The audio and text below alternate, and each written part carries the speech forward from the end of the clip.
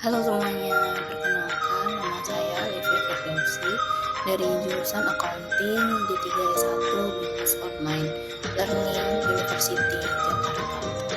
Nah, sebelumnya saya ingin menyampaikan bahwa video ini ditujukan untuk edukasi dari saya sebagai mahasiswa Business Online Learning Jakarta terkait kesehatan mental yang dimiliki oleh Gen Z. Maka dari itu, video pembelajaran kali ini akan mengangkat judul yaitu apakah benar Gen Z punya mental yang lemah dan bagaimana cara kita memperlakukannya. Tentunya sudah tidak jadi rahasia lagi bahwa Gen Z memiliki mental yang lemah, seperti yang sering kita dengar di media sosial maupun dari mulut orang lain.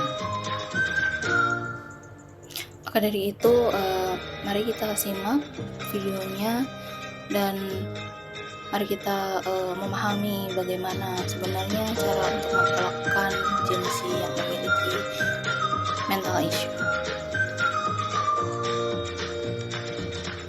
Nah, yang pertama kita harus tahu siapa sebenarnya itu Gen Z.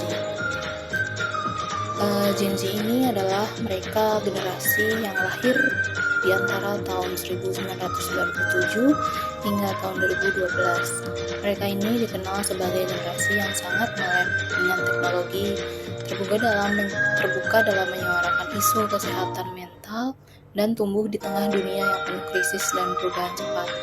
Mereka ini sangat sadar akan apa yang terjadi di sekeliling mereka, baik secara sosial maupun secara emosional. Lalu sebenarnya dari mana sih asal-muasal labil lemah mental yang diberikan oleh generasi sebelumnya terhadap generasi Gen Z ini? Banyak anggapan bahwa Gen Z adalah generasi yang lemah mental. Hal ini muncul karena mereka sering mengungkapkan stres, tidak sepakat dengan budaya kerja yang toksik, serta lebih terbuka dan vokal terhadap perasaan mereka. Bahkan, mereka tidak segan untuk mencari bantuan psikologis. Tapi, sebenarnya apakah hal-hal ini merupakan tanda kelemahan mental? Nah, faktanya, ternyata mengungkapkan emosi bukan berarti lemah. Justru itu merupakan bentuk kesadaran diri dan keberanian bahwa mereka mau mengakui apa yang mereka rasakan dan mereka mengakui bahwa mereka lemah dan sedang membutuhkan bantuan. Data dari Deloitte juga menunjukkan bahwa Gen Z lebih rentan terhadap kecemasan. Mereka juga lebih peduli terhadap kecemasan mental dibandingkan generasi sebelumnya.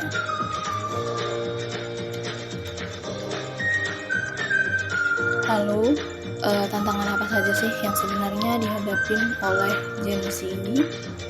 Gen Z menghadapi banyak sekali tekanan, seperti yang pertama, paparan sosial media yang intens, yang kedua, adanya informasi yang berlebihan, yang ketiga, ketidakpastian masa depan, lalu yang keempat, kurangnya dukungan emosional dari lingkungan yang tradisional.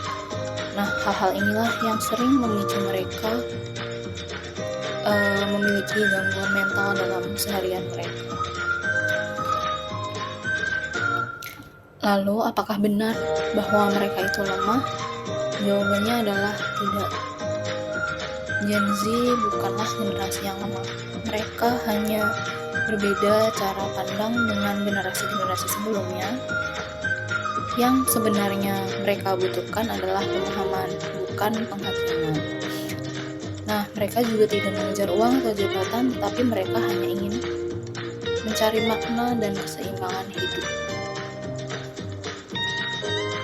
Lalu, berikut adalah mental issue atau masalah kesehatan mental yang sering dialami oleh Gen Z. Yang pertama ada kecemasan atau anxiety disorder. Itu ditandai dengan overthinking dan gangguan tidur akibat rasa cemas yang berlebihan, dipicu tekanan dari pihak luar. Lalu yang kedua ada depresi atau depression. Hal ini ditandai dengan hilangnya semangat, rasa kosong dalam hati dan perasaan, dan adanya atau munculnya perasaan terisolasi. Lalu yang selanjutnya atau yang ketiga ada burnout atau kelelahan mental. Nah, burnout ini merupakan kelelahan mental akibat tekanan belajar atau tekanan kerja akibat dari stres berkepanjangan, yang mana Gen Z ini merasa seperti harus selalu produktif dan cenderung untuk multitasking. Lalu yang keempat ada imposter syndrome, atau merasa bahwa diri mereka merasa tidak pantas walaupun sudah memiliki banyak prestasi ataupun pencapaian yang lain.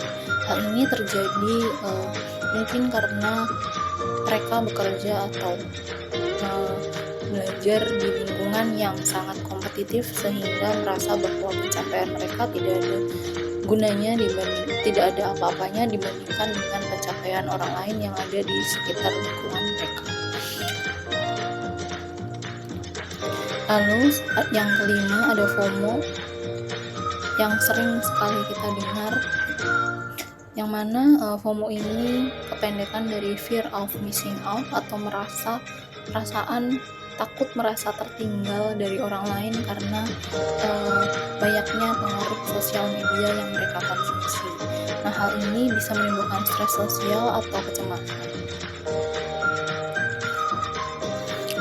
Nah, lalu sebenarnya bagaimana sih cara memperlakukan Gen Z ini sebenarnya? Yang sebaiknya kita lakukan sebagai orang yang ada di sekitar mereka yang memiliki mental issue atau kesehatan mental adalah yang pertama, kita harus mendengarkan mereka tanpa menghakimi. Sebenarnya bagi mereka yang memiliki masalah kesehatan mental sebenarnya itu hanya ingin didengarkan. Bahkan mereka hanya ingin bercerita tanpa meminta solusi dari pihak yang dimintain, dari pihak di mana tempat mereka bercerita. Nah, yang kedua yaitu dengan cara membangun komunikasi terbuka. Komunikasi yang terbuka membuat mereka merasa nyaman dan akhirnya berani menceritakan dan mengkomunikasikan masalah yang mereka hadapi. Lalu yang ketiga dengan cara membimbing mereka tanpa menekan mereka.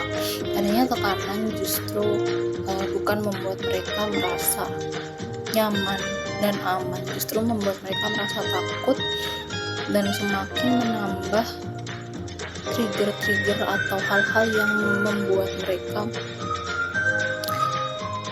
gejalanya semakin parah. Lalu yang keempat, dengan cara menghargai kesehatan mental mereka dengan cara mengapresiasi ataupun memberikan kata-kata positif kepada mereka. Lalu yang terakhir adalah dengan cara memberi ruang untuk mereka belajar dari kegagalan mereka. Perlu disadari bahwa gagal itu merupakan proses yang memang harus dilewati oleh semua orang, dan bahwa kegagalan itu bukanlah sebuah akhir, namun sebuah setback atau cara untuk menarik mundur diri sendiri, untuk merefleksikan diri sendiri apa yang salah dan bagaimana cara memperbaiki kedepannya sehingga mendapatkan hasil yang mereka inginkan.